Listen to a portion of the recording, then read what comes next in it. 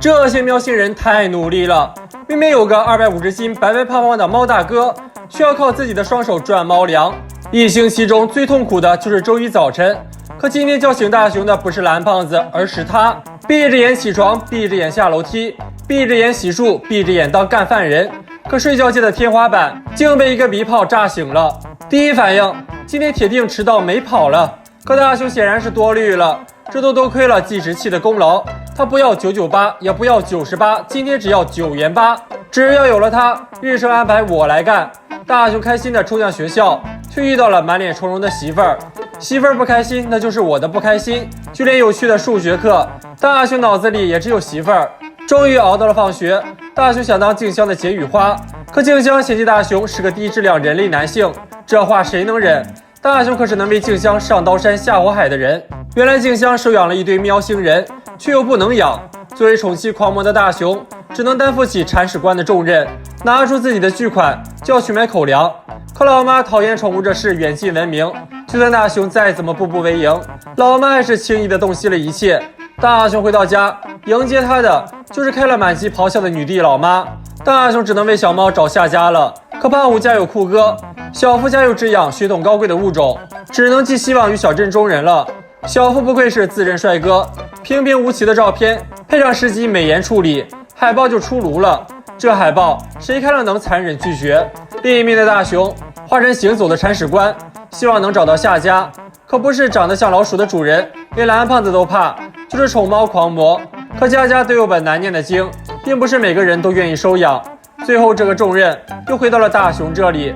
突然手环响了，又到了好好学习天天向上的时间。大熊身体不受控制，举着猫一路狂奔回到家。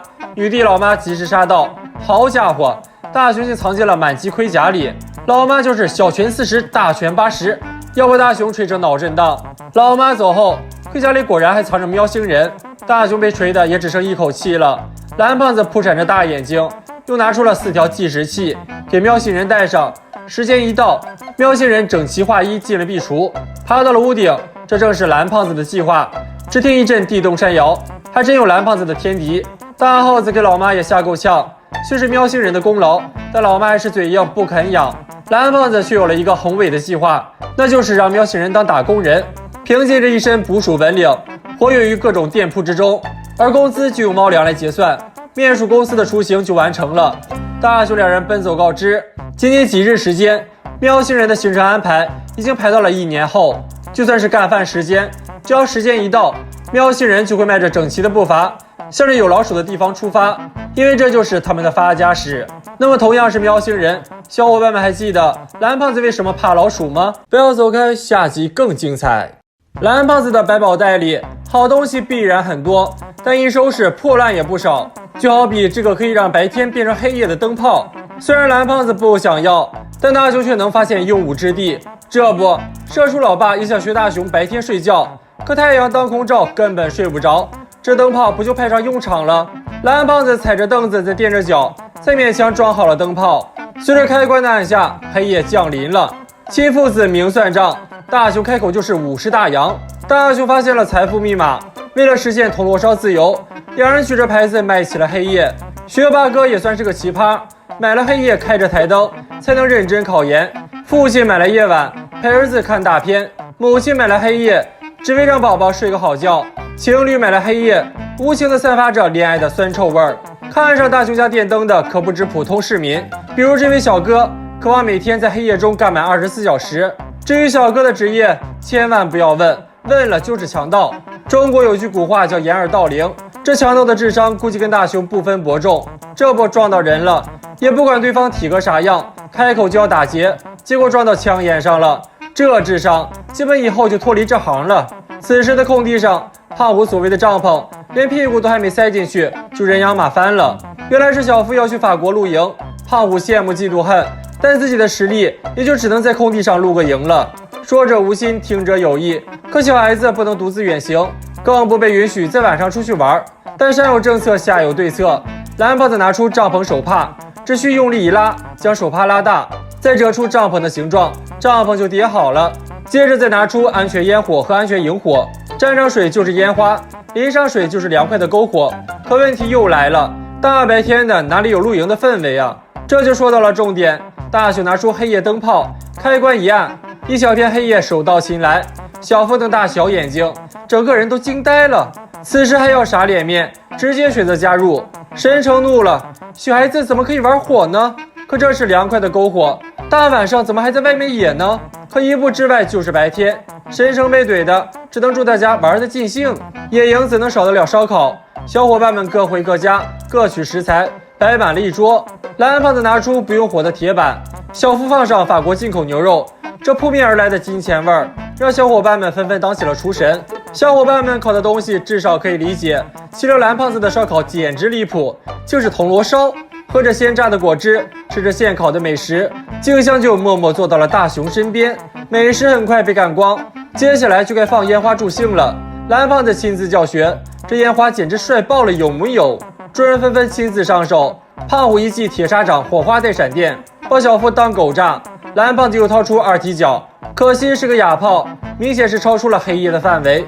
但蓝胖子转动着大眼睛，拿出投射灯，只要装上黑夜灯泡，按下开关，就将黑夜延伸到了星空。再来一发二踢脚，绚烂的烟花绽放在天际。吃饱喝足后，伸手不见五指的蓝胖子竟然弹起了尤克里里。帐篷不能白搭，继上次大雄跟小夫亲出了火花后，这次大雄又被小夫睡了。当再次睁眼时，已是夕阳西下，可大家都还没玩尽兴呢。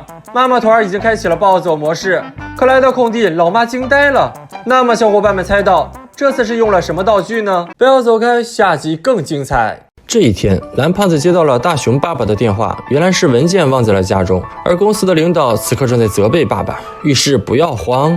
只见蓝胖子从口袋中掏出了神奇宝贝运送剑，而后便出现在了另一头举着靶子的爸爸面前。那么这到底是个什么宝贝呢？其实就是个有很多颜色的剑和靶子的工具，只要提前将对应颜色的靶子放在想去的位置上，然后射出对应颜色的箭，就会轻轻松松地将人送到。大雄一听，那是两眼放光啊！果不其然，第二天，当小夫和胖虎为了不迟到，使出吃奶的力气往学校赶时，就看到大雄刚刚起床。两个小家伙一看，这大雄才刚起床，那自己保证不会迟到了。可两个小家伙却是不知道社会的险恶啊！只见大雄悠闲地吃完早餐后，一箭射出，随后便正中靶心，出现在了学校。那么小夫和胖虎呢？他俩还在慢悠悠地走着，果不其然迟到了。随之而来的当然是老师的一顿批评喽。但两人膀胱一扫，却看到了一脸人畜无害小表情的大雄，这给两人气的，决定放学后要教训一下大雄。放学后，两人跟在大雄身后，就在即将扑向大雄的时候，大雄和静香竟然飞走了。这画面看着咋这么眼熟呢？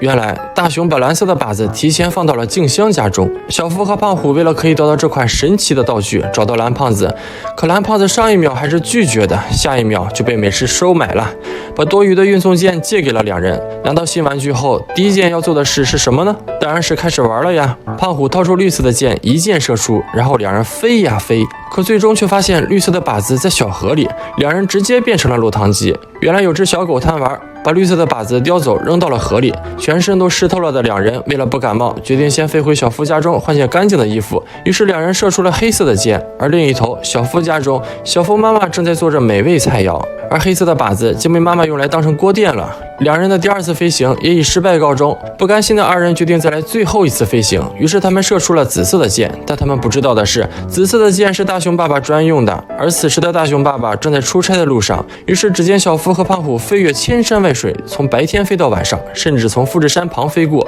经过长途跋涉，两人终于飞到了大雄爸爸所乘坐的新干线旁。可就这么撞上去的话会出事的呀。两人努力想着如何让箭停下来的时候，后面出现了蓝胖子的身影。爸爸又忘记带文件了，刹不住车的两支队伍相撞，终于停了下来。而爸爸也成功收到了文件，但随着文件被一起送到的还有胖虎的衣服。如果你们也拥有这样神奇的运送件的话，你们会把靶子放在什么地方呢？喜欢的亲可以点赞留言告诉我哟。